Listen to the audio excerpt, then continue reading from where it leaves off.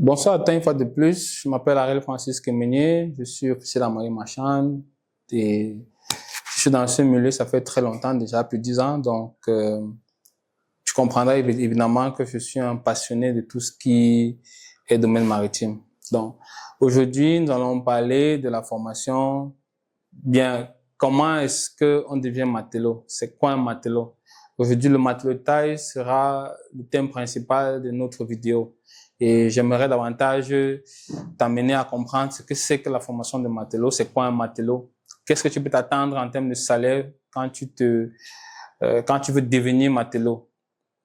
Ce qu'il faut comprendre simplement, c'est que dans un bateau, vous avez un certain nombre de personnes qui sont au bas de l'échelle, qui s'occupent de la sécurité, de la maintenance, qui s'occupent du ravitaillement, qui s'occupent des connexions, ce genre de choses-là, ce genre de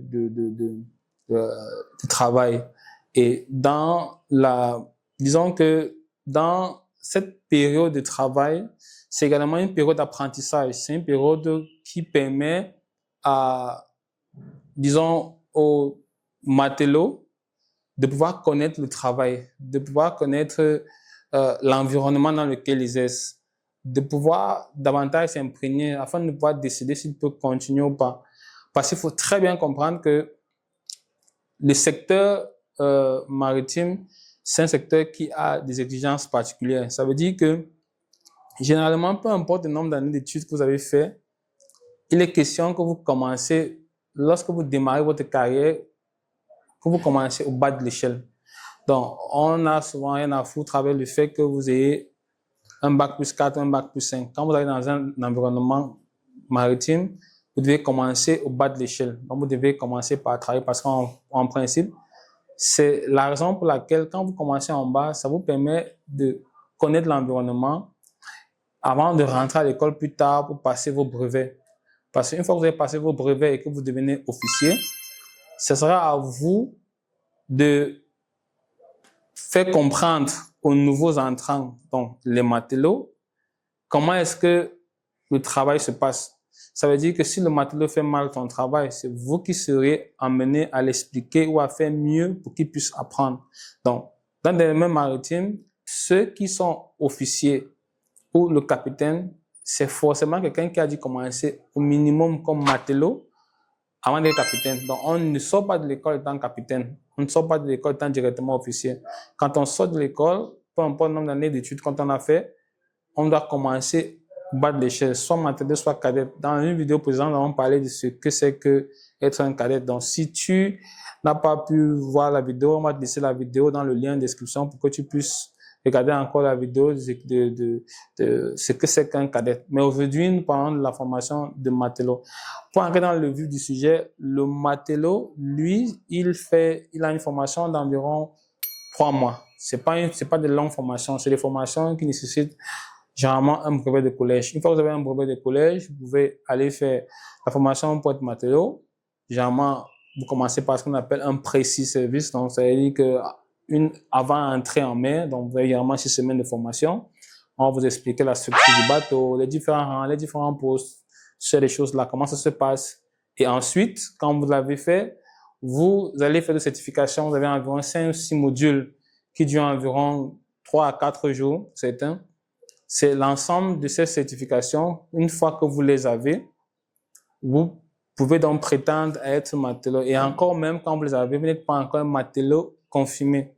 Donc, vous êtes juste un simple matelot. Donc, vous allez aller sur le terrain et chercher des opportunités de travail pour pouvoir travailler comme matelot. Généralement, les entreprises préfèrent pour les nouveaux des postes de OS.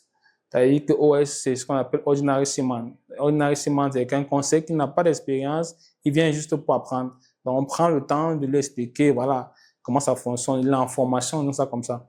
Et après, il peut être promu dans le bateau comme matelot. Donc, généralement, vous entendez parler de EBI. EBI, c'est un matelot. Donc, après ça, quand il est matelot, ça, il a été confirmé dans le bateau, mais n'a pas été confirmé avec les certifications. Donc, il va devoir rentrer à l'école, passer un brevet. Après avoir fait, généralement, ils font 6 à 12 mois d'expérience sur le terrain. Et quand ils reviennent à l'école, ils passent une certification ou un brevet qu'on appelle le watchkeeping. C'est une STC, une certification STC. Donc, des certifications durent généralement une semaine. Donc, c'est au sorti de là qui peut prétendre être un matelot. Mais toujours est-il qu'après ça, vous avez des formations comme des certifications, parce qu'en fait, ce ne sont pas des formations, des certifications comme EBI, c'est une certification de EBI qu'on remet au matelot, mais ça, il faudrait avoir un certain nombre d'années d'expérience. Donc, pour faire simple, le matelot, pour résumer un peu ce que je suis en train de dire dès le début, le matelot, c'est tout simplement quelqu'un qui a, disons, un brevet de collège à la base, qui a fait une formation d'environ 3 mois, et quand il est dans un bateau, il ne peut pas prétendre directement être matelot, il commence généralement par être OS. Et sa fonction principale tout au long de sa carrière, elle sera simplement d'être, voilà, d'assister aux tâches de nettoyage, aux tâches de maintenance, aux tâches de connexion, aux tâches d'amarrage, aux tâches d'appareillage. Généralement, le matelot, ça c'est son travail. Donc, il doit maîtriser le cordage, connaître les oscières, connaître les nœuds. Ça, c'est ce qu'un matelot fait. Donc, maintenant, les salaires, je sais que c'est ça qui intéresse. Les salaires, c'est quelque chose que beaucoup de personnes veulent connaître. Combien est-ce qu'on peut payer un matelot? Écoute, un matelot, généralement, en début de carrière, dans l'environnement dans lequel on se trouve, au Cameroun, que ce soit au Congo, que ce soit au Gabon, généralement dans l'environnement dans lequel on se trouve, les matelots, quand ils sont très moins payés, ils sont généralement à 300 000 francs tous les mois pour cette entreprise. Mais vous pouvez avoir des matelots après qui ont 500 000, qui ont même 700 000. J'en connais même des matelots qui ont 900 000 par mois. Et des pays comme le Congo ou le Gabon où la demande est fortement élevée en termes de besoins de personnel, on n'arrive pas toujours à comprendre la raison pour laquelle beaucoup de personnes ne veulent pas s'intéresser à la formation de matelot. Après, c'est vrai que je peux, voilà, souvent on me demande combien ça coûte la formation de matelot. J'évalue généralement avec le transport une formation d'environ moins de 2 millions. Donc, quand vous avez moins de 2 millions, vous pouvez prétendre à cette formation, y compris votre logement, votre billet d'avion, votre logement là-bas, la nutrition, y compris la scolarité également. Donc, c'est dans cette fourchette-là. Mais à la fin, vous aurez généralement des salaires dans cette fourchette-là. C'est-à-dire que vous pouvez avoir même 900 000 par mois, ça va dépendre des compagnies. Et je peux donner un petit exemple, peut-être des compagnies comme Bourbon, par exemple, si vous connaissez Bourbon Offshore. Et c'est des compagnies qui donnent généralement entre 500 et 600 000 francs par mois au matelot. Donc, vous avez des compagnies comme Taiwata également qui donnent aussi dans cette même fourchette 600 700 000. Vous avez des compagnies comme Lamnaco qui vous donnent pratiquement 500 000. Vous avez des compagnies peut-être comme Pécho ou Arba Marine qui donnent pratiquement 900 000. Donc, tout dépend de quelle compagnie est-ce que vous aurez votre premier contrat. Donc, grosso modo, c'est un peu, j'espère que j'ai été de situer un peu chaque élément dans la formation, dans ce qui concerne, dans ce qui rentre dans le cadre du matelotage. Donc, j'espère que cette vidéo t'a plu.